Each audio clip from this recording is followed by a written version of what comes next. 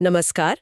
आज हमारे पास ना होंडा SP125 मोटरसाइकिल से जुड़ी कुछ जानकारी आई है।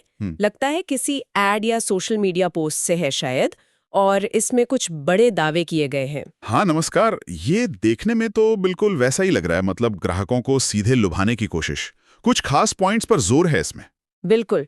सबसे पहली चीज जो ध्यान खींचती है, एक फुल टैंक में 700 किलोमीटर की रेंज। हाँ। एक 125 सीसी बाइक के लिए ये आंकड़ा थोड़ा मतलब चौंकाने वाला नहीं लगता? चौंकाने वाला तो है, बिल्कुल है। देखिए होता क्या है ना कि कंपनियां अक्सर जो माइलेज बताती हैं वो बिल्कुल कंट्रोल्ड कंडीशंस में टेस्ट होता है। अच्छा, लैब में जैसे? हाँ, एक तरह से वही समझ लीजिए, आइडियल टेस्ट कंडीशंस। असल दुनिया में मतलब शहर का ट्रैफिक है, कभी आप अकेले चला रहे हैं, कभी दो लोग हैं। हाँ, चलाने का तरीका भी अलग होता है सबका। बिल्कुल। तो इन सब चीजों से ना असल माइलेज काफी कम हो सकता है।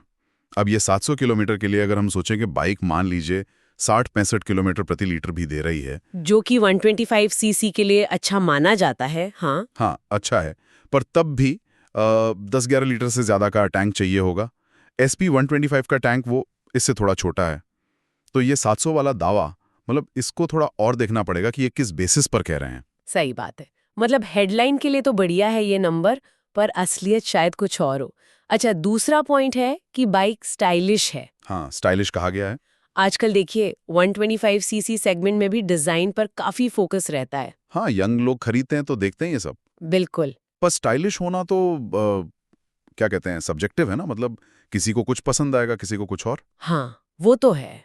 और इस जानकारी में ये नहीं बताया कि इसमें क्या खास है स्टाइल के नाम पर। कोई नए ग्राफिक्स हैं, एलईडी लाइट हैं या कुछ और? कुछ स्पेसिफिक नहीं बताया। नहीं। तो उसके बिना ये बस एक मार्केटिंग का शब्द लगता है। वैसे भी इस सेगमेंट के ज्यादातर खरीदार मेरे ख्याल से स्टाइल से ज्यादा शायद मजबूती देखते हैं, आराम देखते हैं, मेंटेनेंस कम हो, ये सब। हाँ, रोज चलाने वाली बाइक है आखिर। अच्छा, और फिर आता है सबसे बड़ा शायद अट्रैक्शन, सिर्फ 8,000 रुपए की डाउन पेमेंट, हाँ बाइक भर ले जाओ। ये तो सुनने में बहुत ही आसान लग रहा है। बिल्कुल। ये पहली बार सुनने में बहुत अच्छा लगता है, और इससे लगता है कि हाँ, बाइक खरीदना कितना आसान हो गया है, बहुत लोगों की पहुंच में आ गई। हाँ। लेकिन यहां थोड़ा रुकना जरूरी है।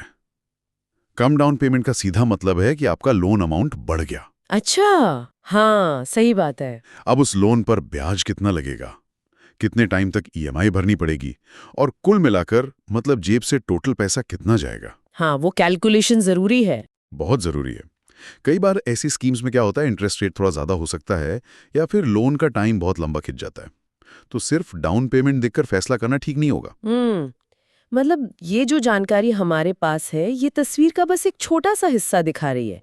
एक तरफ बड़ा माइलेज का दावा, दूसरी तरफ खरीदने में आसानी। बिल्कुल सही। ये सोर्स पूरी तरह से बाइक के दो ही पॉइंट्स पर फोकस कर रहा है, रेंज या कह लें माइलेज, और कम शुरुआती लागत।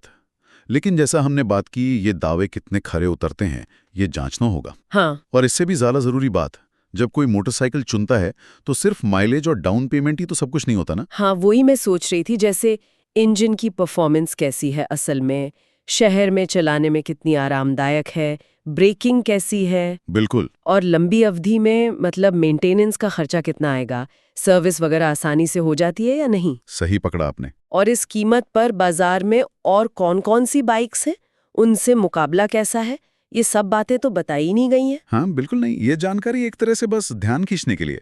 जैसे उसमें लिखा भी है कि शोरूम जाएं या कमेंट्स में पूछें, मतलब आगे की जानकारी आपको खुद लेनी है, ये पूरी कहानी नहीं है।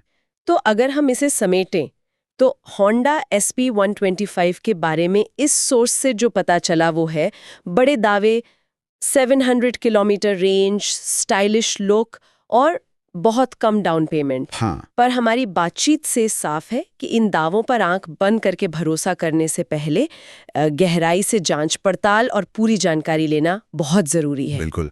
ये सोर्स मार्केटिंग का एक अच्छा उदाहरण है, जो कुछ खास बातों को शायद थोड़ा बड़ा चढ़ाकर पेश कर रहा है। और इससे एक सवाल और उठता है मन में। हाँ। कि जब हम कोई भी चीज खरीदते हैं, खासकर गाड़ी जैसी बड़ी चीज, तो ये जो चमकदार दावे होते हैं मार्केटिंग के, और हमारी जो असली जरूरतें होती हैं, हाँ। उनके बीच सही बैलेंस कैसे बनाया जाए, ये सोचना भी काफी दिलचस्प हो सकता है। बिल्कुल सही कहा। ये जानकारी एक शुरुआती बिंदु तो दे देती है, पर पूरी तस्वीर समझने के लिए और रिसर्च करनी ही पड़ेगी।